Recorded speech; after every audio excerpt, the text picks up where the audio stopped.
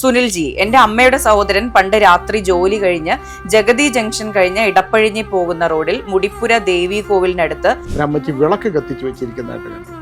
ഇപ്പോഴും ഇത് 1970 കാര്യമാണ്. ഇതിപ്പോ ഈ അടുത്ത കാലം 50 വർഷം. അപ്പൊ ഞാൻ കണ്ണാടി കൂടെ കണ്ടതാണ് അവിടെ ഒരാള് മണ്ണെണ്ണ വിളക്ക് കത്തിച്ചിരിക്കുന്നത്. ലോറി നിർത്തി നോക്കുമ്പോ അല്ല. അപ്പൊ ഇങ്ങനെ അദൃശ്യ സാമീപ്യ ശക്തികളുടെ സഞ്ചാരമുള്ള സ്ഥലങ്ങളുണ്ട്. ഒരാളിങ്ങനെ നിൽക്കുന്നുണ്ട് റോഡിന്റെ നടുക്കായിട്ട്. എനിക്ക് അവിടെ മനസ്സിലായി. ഞാൻ അടുത്തെത്തുമ്പോൾ ഒരു ബൈക്ക് മറിഞ്ഞു കിടപ്പുണ്ട്. ആരുമില്ല, ഒരാൾ മരിച്ചു കിടപ്പുണ്ട്, ആക്സിഡന്റ് കിടപ്പുണ്ട്. അത് ഞാനും ടീച്ചറോട് ആലപ്പുഴ ഭാഗത്ത് ഞാനത് പറഞ്ഞിട്ടുള്ളതാണ്. അപ്പോൾ ഉദാഹരണത്തിന് ഞാനിപ്പോൾ പ്രേത നോവലുകൾ എഴുതുമ്പം എനിക്കൊരു പ്രേത സ്വാധീനമുണ്ട്. ആ പ്രേതത്തിൻ്റെ മനസ്സ്. ഇപ്പോൾ ഒരു കുട്ടി ഗുരുവായൂർ, അതിനകത്തുള്ളൊരു കഥയാണ്. ഗുരുവായൂർ ഒരു പയ്യൻ ഒരു പെൺകുട്ടിയെ സ്നേഹിച്ചു. രാത്രി ഞെട്ടി ഉണർന്ന് നോക്കുമ്പോൾ കണ്ണാടിയുടെ മുമ്പിൽ ഒരാളിങ്ങനെ കിരീടം വെച്ചുകൊണ്ടിരിക്കും. ഒരു കിരീടമൊക്കെ വെച്ചിട്ട് ഒരാൾ കണ്ണാടി മുമ്പിൽ ഞെട്ടി ഉണർന്നു.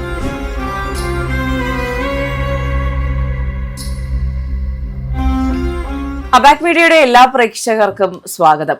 അപ്പോൾ പ്രേതാന്വേഷണത്തിന്റെ പരമ്പരയിലാണ് നമ്മൾ വീണ്ടും രണ്ടാമത്തെ എപ്പിസോഡിൽ വീണ്ടും സ്വാമിയുമായിട്ടുള്ളത്. അപ്പോൾ നമ്മൾ കണ്ട ആത്മാക്കൾ, അത് ആത്മാക്കൾ തന്നെയാണോ, ശരിക്കും ആത്മാവുണ്ടോ എന്ന് ഇപ്പോഴും ചോദിക്കുന്ന അന്വേഷിക്കുന്നവർക്ക് വേണ്ടിയിട്ടുള്ള ഉത്തരമാണ് ഈ പരിപാടിയിലൂടെ ഞങ്ങൾ ഉദ്ദേശിക്കുന്നത്. അപ്പോൾ നമ്മോടൊപ്പം ഉള്ളത് തിരക്കഥാകൃത്തും നോവലിസ്റ്റും പ്രേതാന്വേഷകനുമായ കാന്തല്ലൂർ സ്വാമിയാണ്. നമസ്കാരം സ്വാമി. നമസ്കാരം. അതെ, അപ്പോൾ സ്വാമിയുടെ വീഡിയോയുടെ താഴെ വന്നൊരു കമന്റ് തന്നെയാണ് നമ്മൾ തുടങ്ങുന്നത്. സുനിൽജി, എന്റെ അമ്മയുടെ സഹോദരൻ പണ്ട് രാത്രി ജോലി കഴിഞ്ഞ് ജഗതി ജംഗ്ഷൻ കഴിഞ്ഞ് ഇടപ്പഴിഞ്ഞി പോകുന്ന റോഡിൽ മുടിപ്പുര ദേവി കോവിലിനടുത്ത് ഒരു അമ്മ കുളിച്ചുകൊണ്ടിരിക്കുന്നു. രാത്രി 12 മണി കഴിയും. അന്ന് റോഡിൽ ആരുമില്ല. 1970 എന്ന വർഷം വരും. പേടിച്ചാണ് വരുന്നത്. ഒരു സെക്കൻഡ് കഴിഞ്ഞ് തിരിഞ്ഞു നോക്കുമ്പോഴാണ് അമ്മയെ കാണാനില്ല.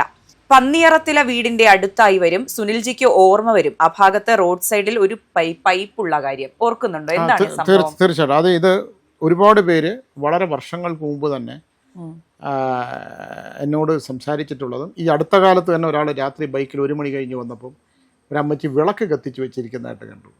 ഇപ്പോഴും ഇത് 1970 കാര്യമാണ്. ഇതിപ്പോ ഈ അടുത്ത കാലം 50 വർഷം. അപ്പൊ ഞാൻ ഇത്തരം കാര്യങ്ങൾ എൻ്റെ പ്രേതാന്വേഷണം എന്ന ഗൂഢരഹസ്യം എന്നൊരു പുസ്തകം വായിച്ചിട്ട് എന്നെ വിളിക്കുക ചെയ്തത്. വിളിച്ചിട്ട് പറഞ്ഞ് ആ പന്നിയറത്തല വീട്ടിൻ്റെ അടുത്ത് ഈ ജഗതി ഭാഗത്ത് രാത്രി മണ്ണെണ്ണ വിളക്ക് കത്തിച്ച് വെച്ചുകൊണ്ടിരിക്കുന്നു. അപ്പോൾ സ്കൂട്ടർ പാസ് ചെയ്തതിന് ശേഷം, കാരണം ഇദ്ദേഹം വണ്ടി കൊണ്ടുവന്ന് പിന്നെ തമ്പാനൂർ വെച്ചിട്ട് എറണാകുളത്ത് എന്തോ ഒരു ആവശ്യത്തിന് പോയിട്ട് രാത്രി ഇത് എടുത്തു വരികയായിരുന്നു. അപ്പോൾ അദ്ദേഹം നേരത്തെ എത്താനുള്ള ട്രെയിൻ കിട്ടാത്തതുകൊണ്ട് ലേറ്റായ ട്രെയിനാണ് കിട്ടിയത്. ആ സമയത്ത് 1 മണി കഴിഞ്ഞിട്ടുള്ള സമയത്ത് വന്നപ്പോൾ ആ സമയത്ത് അവിടെ ആരും അങ്ങനെ ആ ഭാഗത്ത് ഇപ്പം പാളയം ഭാഗത്തൊക്കെ ആണെങ്കിൽ എന്തെങ്കിലും മീനൊക്കെ വെച്ചുകൊണ്ടിരിക്കുന്നത്. കാരണം ഈ പന്നിയറത്തല ഭാഗത്തിൻ്റെ ആ ഭാഗത്ത് അങ്ങനെ ഒരു വിഷയം ഇല്ലാത്തതാണ്. അങ്ങനെ പുള്ളി അതിനുശേഷം കണ്ടിട്ടുമില്ല. ഒരു മണ്ണെണ്ണ വിളക്ക് കത്തിച്ചിട്ട് ഒരു കുട്ടയൊക്കെ ആയിട്ട് ഒരു സ്ത്രീ ഇരിക്കുന്നതായിട്ട് കണ്ടു. അപ്പം ഞാൻ പറഞ്ഞു, പണ്ട് അവിടെ ഇത്തരത്തിലുള്ള ഒരു വിഷയം പലരും കണ്ടിട്ടുണ്ട്. ഒരു അമ്മച്ചിയാണ്, ഒരു വൃദ്ധയായ സ്ത്രീയാണ്. ഇപ്പോൾ അത് വിളക്കായിട്ട് കാണുന്നു. അത് കണ്ടുപിടിക്കേണ്ട ഒരു കാര്യമാണെന്ന് പറഞ്ഞു. പുള്ളി പറഞ്ഞു വണ്ടി നിർത്തി. വണ്ടി തിരിഞ്ഞ് വന്ന് നോക്കിയപ്പോൾ ആരെയും കാണാനില്ല, വിളക്കുമില്ല, ആരുമില്ല. ഇങ്ങനെ ഇതേ അനുഭവം കവടിയാറിൽ ഒരു സ്ഥലത്തുണ്ട്. കവടിയാറിൽ പിന്നെ അത് ഇതുപോലെ വിളക്കാണ്. ഒരു കല്ലറ ഭാഗത്ത് നിന്ന്, നെടുവങ്ങാട് ഭാഗത്തു നിന്ന് രാത്രി ലോറി 1 മണി കഴിഞ്ഞിട്ട് വരികയാണ്. 1 മണി കഴിഞ്ഞിട്ട് വരുമ്പോൾ നമ്മുടെ അന്ന് ഇത്രയും ആൾത്തിരക്കില്ല, ഒരു 10 വർഷം മുമ്പാണ്.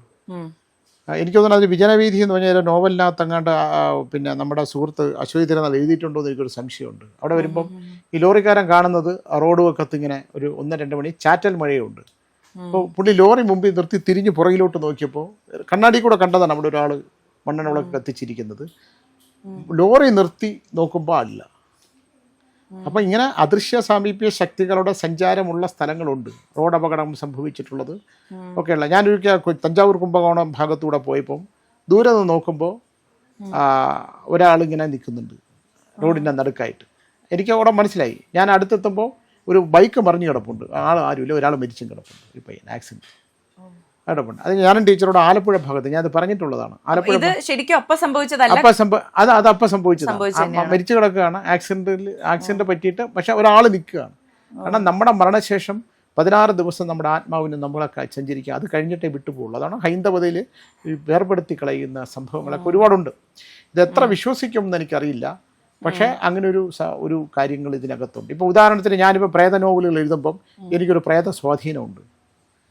ആ പ്രേതത്തിൻ്റെ മനസ്സ്. ഇപ്പോൾ ഒരു കുട്ടി ഗുരുവായൂർ, അതിനകത്തുള്ളൊരു കഥയാണ്. ഗുരുവായൂർ ഒരു പയ്യൻ ഒരു പെൺകുട്ടിയെ സ്നേഹിച്ചു. അവിടെ കല്യാണത്തിന് അവൻ ആ വണ്ടിയുടെ മുമ്പിൽ ചാടി മരിച്ചു കഴിഞ്ഞാൽ ചാടിയിട്ട് മരിച്ചു. അപ്പോൾ ആക്സിഡൻറ്റ് പറ്റി, പക്ഷെ മരണം സംഭവിച്ചില്ല. അവൻ മരണമായിട്ട്, ആ പെൺകുട്ടി മരണമായിട്ട് വരുമ്പോൾ ഇവൻ ആ വണ്ടിയുടെ മുമ്പിൽ ചാടി രക്ഷപ്പെട്ടു. പക്ഷേ പിന്നീട് അവൻ മരിച്ചു. ആ പെൺകുട്ടിയുടെ ജീവിതത്തിലുടനീളം ഈ ഒരു രംഗം കണ്ടുകൊണ്ടേയിരുന്നു. ഉറക്കത്തിൽ അവൻ വണ്ടിയുടെ മുമ്പിൽ ചാടുന്ന ആ ഷോക്കിൽ, അത് വേണമെങ്കിൽ മാനസികമാണെന്ന് സൈക്കാട്രിസ്റ്റുകൾക്ക് പറയാം, അവർക്ക് പറയാം. ഒരു വേണമെങ്കിൽ ഒരു മരുന്നും കുറിച്ച് കൊടുത്ത് ഉള്ള ബോധത്തിനെ കൂടെ ഇല്ലാതാക്കി മറ്റൊന്നാക്കി ആ ബോധം ഇത് അതാണല്ലോ ചെയ്യുന്നത്, മരവിപ്പിച്ച് കളയും ആ ചിന്തകളെ മുഴുവൻ. അപ്പോൾ അതിൻ്റെ ഒപ്പത്തിൽ ഒരു പരിധി വരെ അത് വേണമായിരിക്കും. ഞാൻ മെഡിക്കൽ സയൻസിനെ കുറ്റം പറയുന്നില്ല. അതിൻ്റെ കൂട്ടത്തിൽ മൊത്തം മരവിച്ചു പോകും. ഇന്ന പോർഷനായിട്ട് മാത്രം ചെയ്യാൻ പറ്റില്ലല്ലോ. ഈ ഓർമ്മകൾ മാത്രമായിട്ട് നമ്മുടെ 1114 ഗ്രാമുള്ള തലച്ചോറാണ്. ഈ തലച്ചോറ് നമ്മുടെ സങ്കല്പത്തിൽ തന്ത്രശാസ്ത്രത്തിൽ നാഗങ്ങളാണ്. നമ്മുടെ ബോഡി മുഴുവൻ നാഗങ്ങളാണ്. 7000 കോടി നാഗങ്ങളും 72,000 നാഡീഞരമ്പാണ് മനുഷ്യൻ്റെ ശരീരം എന്ന് പറയുന്നത്. ഇത് ഡെഡായി പിന്നെ ഇങ്ങനെ ഇരിക്കും. പിന്നെ അങ്ങനെ ഒരു അവസ്ഥയിലൂടെ നമുക്ക് ഈ ഡ്രഗ്സ് ഉപയോഗിച്ച ഒരാളിൻ്റെ മാനസികാവസ്ഥയിലാണ്. ഡ്രഗ്സ് ആദ്യം അറ്റാക്ക് ചെയ്യുന്ന നാഗങ്ങളെയാണ് ബോഡിയിലെ, തലച്ചോറിലെ. അത് പിന്നെ അത് അഡിക്ഷനാണ്. പിന്നെ അതിങ്ങനെ ആവശ്യപ്പെട്ടുകൊണ്ടേയിരിക്കും. അപ്പോൾ ഒരിക്കൽ അത് വലിച്ച് 2 പ്രാവശ്യം കഴിഞ്ഞ് കഴിഞ്ഞാൽ, 3ാമത്തെ പ്രാവശ്യം ആയി കഴിഞ്ഞാൽ പിന്നെ ആ ബോധം ആവശ്യപ്പെടുകയാണ്. അത് വേണം, വിഷാംശമാണ്. അത് അവർ സ്വീകരിക്കും. ഞാനൊരു കാര്യം ചോദിക്കട്ടെ, അപ്പോൾ ഇതുപോലെ എപ്പോഴും ആക്സിഡന്റ് ഉണ്ടാകുന്ന സ്ഥലങ്ങളുണ്ടല്ലോ, ആക്സിഡന്റ് പ്രോൺ ഏരിയാസ്, വളവുകൾ, ശാസ്ത്രീയമായി പ്രശ്നമുള്ള മേഖലകൾ, അവിടെയെല്ലാം ഈ പറഞ്ഞ ആത്മാക്കളുടെ സാന്നിധ്യം എല്ലാം ഒന്നുമില്ല. ചിലരുടെ ജീവിതം അത്രയേ ഉണ്ടാവുള്ളൂ, ജന്മാംശം അതുവരെ ഉണ്ടാവുള്ളൂ. അത് പിന്നെ ഉണ്ടാവില്ല. പക്ഷെ അങ്ങനെയല്ലാതെ അപകട മരണങ്ങൾ സംഭവിക്കുന്നതുണ്ട്. അപ്രതീക്ഷിതമായിട്ടുള്ള മൃത്യു സംഭവിക്കുന്നവർ 100% അലഞ്ഞു നടക്കും. അത് കർമ്മശുദ്ധിയും കൂടെ ഇല്ലെങ്കിൽ അലഞ്ഞേ ഉള്ളൂ. ആ പ്രേതാത്മാക്കളുടെ സഞ്ചാരം എന്ന് പറയുന്നത് ഇതുപോലെ ഡ്രസ്സൊന്നും കാണില്ല. അത് ധൂപമാണ്, ഞാൻ പറഞ്ഞ പോലെ വസ്ത്രമൊന്നും കാണില്ല. ഒരു സാന്നിധ്യമാണ്. നമ്മളെ പോലുള്ള ആർക്ക് കാണാൻ പറ്റും. ഇപ്പം എനിക്ക് കാണാൻ പറ്റും, നാളെ എനിക്ക് കാണാൻ പറ്റും എന്നുള്ളത് അറിയത്തില്ല. അതെ, ഞാനൊരു കാര്യം ചോദിക്കട്ടെ, ഇപ്പൊ നമ്മൾ മനുഷ്യർ ഒരു 2-3 പേര് ഒരു സ്ഥലത്തുണ്ടെങ്കിൽ നമ്മൾ എന്താണ്, എവിടെയാണ്, സുഖമാണോ, ഇവിടെ നിന്നാ വരുന്നതെന്നൊക്കെ ചോദിക്കുമല്ലോ. അതുപോലെ ആത്മാക്കൾ തമ്മിൽ സംസാരിക്കുമായിരിക്കുമോ? അല്ല, അതിനെക്കുറിച്ച് എനിക്ക് അറിയാൻ വയ്യ. ആത്മാക്കൾക്ക് അങ്ങനെ സംസാരത്തിന്റെ ഒരു ഫീലിംഗ് ഇല്ല. എന്നാലും കമ്മ്യൂണിക്കേറ്റ് നമ്മൾ ഈ സിനിമകളിൽ അതില്ല. അത് അങ്ങനെ ഒരു സംഭവമില്ല. കാരണം അത് അവരുടെ ഒറ്റയ്ക്കുള്ള ഏകാന്തമായിട്ടുള്ള സഞ്ചാരമാണ്. ഒരിക്കലും ആത്മാക്കൾക്ക് സംസാരശേഷിയില്ല. അത് ഞാനിപ്പോൾ നമ്മളെ ചില കുട്ടികളെ ചിലർ എൻ്റെ അടുത്ത് കൊണ്ടുവരുമ്പം ഞാൻ മനസ്സിലാക്കുന്നതാണ് ഇതായിരിക്കും സംഭവം. എനിക്ക് ഒരു ഐഡിയ കിട്ടും അതിനകത്ത്. അല്ലാതെ ഇവരിലൂടെ പറയുക എന്നുള്ള ഉപബോധ മനസ്സിൽ നിന്ന് വേണമെങ്കിൽ കണ്ടെത്താൻ ഒരു ശ്രമം നടത്താം. ഒരിക്കലും ഒരു പ്രേതാത്മാവ് സംസാരിക്കില്ല. ഇവരുടെ തന്നെ ഇവരിലെ സോളിലേക്ക്, ഇവരിൽ എല്ലാവരിലും ഓരോ സോളുണ്ടല്ലോ, ആ സോളിലേക്ക് അത് കടന്നു കയറിയിട്ടുണ്ടെങ്കിൽ ഇവർ തന്നെ ഇവരുടെ ഉപബോധ മനസ്സ് ആ സോളിൻ്റെ സ്വാധീനത്താൽ സംസാരിക്കുന്നുള്ളല്ലാതെ ആത്മാക്കൾ സംസാരിക്കില്ല. ആ സ്വാധീനത്താൽ വേണമെങ്കിൽ ഇദ്ദേഹത്തിന് വേണമെങ്കിൽ പറയാം. ഇപ്പോൾ ഒരു പെൺകുട്ടി ഒരു ഹോസ്റ്റലിൽ താമസിക്കുകയായിരുന്നു. ഹോസ്റ്റലിൽ താമസിക്കാൻ ജനൽ തുറന്നു കഴിഞ്ഞാൽ അപ്പുറത്ത് ഒരു പഴയ അമ്പലമുണ്ട്. അപ്പോൾ ഈ കുട്ടി ഒറ്റയ്ക്ക് താമസിക്കുന്നതുകൊണ്ട് ഒരു വീട്ടിൽ ആണ് കൊണ്ട് താമസിച്ചത്. ആ ഭാഗത്ത്, കോഴിക്കോട് ഭാഗത്താണ്, ആ ഭാഗത്ത് പണ്ട് കാലത്ത് അവർക്കൊരു ഗന്ധർവ ക്ഷേത്രം ഉണ്ടായിരുന്നു.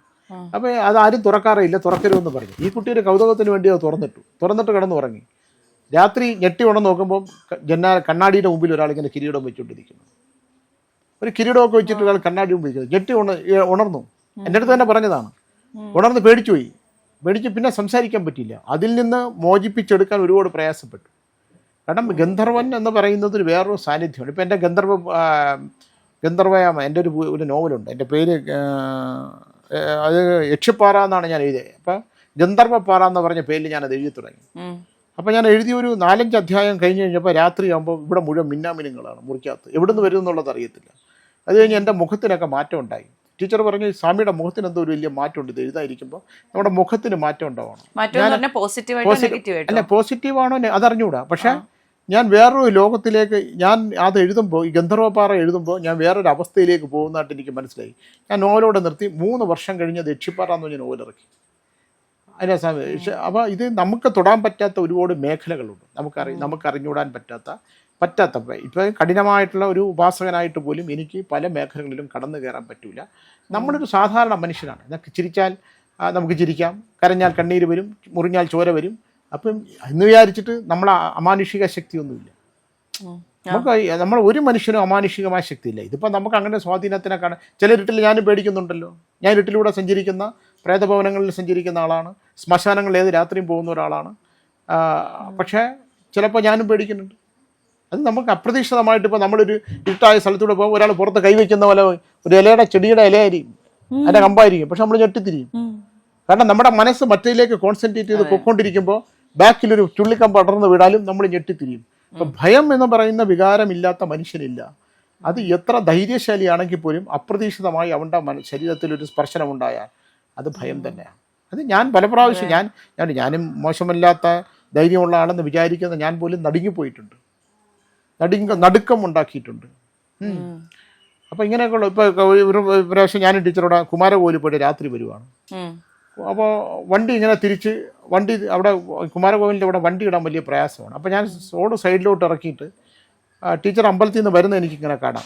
കുറച്ച് ലേറ്റായി. അപ്പോൾ ഞങ്ങൾ ലേറ്റായിട്ടാണ്, കാരണം ശുചീന്ദ്രം ക്ഷേത്രത്തിൽ പോയിട്ടാണ് അവിടെ പോയത്. അപ്പോൾ ഞാൻ ഈ വണ്ടി ഇങ്ങനെ തിരിക്കുന്ന സമയത്ത് പെട്ടെന്നൊരു കുട്ടി ഓടിപ്പോയി റോഡിൻ്റെ സൈഡിൽ കൂടെ. ഒരിക്കലും ആ പ്രായത്തിലൊരു കുട്ടി ആ റോഡിലൂടെ പ്രായസം. അപ്പുറത്തൊരു പച്ചക്കറി കടയാണ്, അവിടെ നിന്നാണ് ഇപ്പോൾ നമുക്ക് തന്ന നെല്ലിക്ക ഞാൻ മേടിച്ചത്. അപ്പോൾ അതൊരു കുട്ടി, അല്ല ഷർട്ടൊന്നുമില്ല. അപ്പോൾ എന്നോ ഒരു കാലത്ത്, എന്നാൽ കുമാരകോവിൽ രാജഭരണകാലത്തുള്ള ക്ഷേത്രമാണ്. അപ്പോൾ അവിടെ ഈ ഒരു കുട്ടി ഇങ്ങനെ ഷർട്ടൊന്നും ഇടാത്ത ഒരു കൊച്ചു കുട്ടിയുടെ തന്നെ ഒരു 3 വയസ്സ് പ്രായമുള്ള ഒരു കുട്ടി ഇങ്ങനെ വണ്ടിയിൽ ലൈറ്റിൽ പ്രകാശത്തിൽ ഇങ്ങനെ പാസ് ചെയ്യുന്നതായിട്ട് കണ്ടു. ഇറങ്ങി അന്വേഷിച്ചോ? ഇല്ല, ഞാൻ ടീച്ചറിനോട് പറയാൻ ടീച്ചർ പിന്നെ അങ്ങോട്ട് വരില്ല. അത് നമ്മളെ, കാരണം അത് ഭയമാണ്. കാരണം ടീച്ചർ ദൂരെ നിന്ന് ഇങ്ങനെ വരുമ്പം ഞാൻ വണ്ടിയിൽ ലൈറ്റ് ഇട്ടു. അപ്പം മഴ ഇങ്ങനെ ചാറുന്നതേ ഉള്ളൂ, ഒരു കുട്ടി ഇങ്ങനെ പെട്ടെന്ന് പാസ് ചെയ്യുന്നു. ഇത് പക്ഷേ എൻ്റെ മനസ്സിൻ്റെ തോന്നലും ആവാം. കാരണം ഞാൻ ഈ പ്രേത വിഷയങ്ങളിൽ അന്ധതയുള്ള ആളാണ്. കാരണം എൻ്റെ അനുഭവങ്ങൾ എന്നെ അന്ധനാക്കിയിട്ടുണ്ടാവാം ഒരു പക്ഷേ. അതുകൊണ്ട് ആ അന്ധതയിൽ നിന്നുണ്ടാവുന്നു എൻ്റെ തോന്നലുകളും ആവാമെന്ന് ഞാൻ പലപ്പോഴും ചിന്തിച്ചിട്ടുണ്ട്. പക്ഷേ എഴുതുമ്പോൾ ആ ചിത്രം ഇങ്ങനെ തന്നെ വരും. നമ്മുടെ ആ ചിത്രം ഇപ്പോൾ തന്നെ ഞാൻ ഉടയൻ വഴി അശ്വത്ഥമാവുന്ന നോവൽ എഴുതി. 5000 വർഷം പുറകിലോട്ട് സഞ്ചരിച്ചിട്ടാണ് ഞാൻ നോവൽ എഴുതിയത്. അതിൽ എനിക്ക് ആ യുദ്ധത്തിലെ രഥങ്ങൾ ചലിക്കുന്ന ശബ്ദം കേൾക്കാം, ആർത്തനാദങ്ങൾ കേൾക്കാം, അശ്വത്ഥമാവിൻ്റെ ചലനങ്ങൾ കേൾക്കാം. അപ്പോൾ അത് കേൾക്കുന്ന പറഞ്ഞാൽ ഒരുപക്ഷെ എൻ്റെ മനസ്സിൽ ഉറങ്ങിക്കിടക്കുന്ന ഏതോ ജന്മത്തിലെ, അതാണല്ലോ എഴുതാൻ പറ്റുന്നത്. കാരണം ഇല്ലെങ്കിൽ മഹാഭാരതത്തിന് ഒരു പ്രാവശ്യം വായിച്ചിട്ട് 3 നോവൽ എഴുതത്തില്ല. അപ്പോൾ അത് നമ്മുടെ ഉപബോധ മനസ്സെന്ന് പറയുന്ന ഒരു വലിയ ഘടകം. മനസ്സ് നഷ്ടപ്പെട്ട് കഴിഞ്ഞാൽ പിന്നെ മനുഷ്യനില്ല എന്നുള്ളതാണ്. പ്രാണൻ നഷ്ടപ്പെടുത്തതിനേക്കാൾ വലുതാണ് അവൻ്റെ മനസ്സ് നഷ്ടപ്പെടുന്നത്. മനസ്സ് നഷ്ടപ്പെടുന്ന ഒരാൾ ഭൗതികതയിൽ നിന്ന് വിട്ടുപോകും, അവൻ നോർമൽ അല്ലാതായിട്ട്. അതെ, ഇപ്പോൾ ഒരു കമന്റിൽ ഒരാൾ ആവശ്യപ്പെട്ടിട്ടുണ്ട്, സ്വാമി ഒരു പ്രേത വീട്ടിൽ പോയൊരു അനുഭവം പറയാമോ എന്ന്.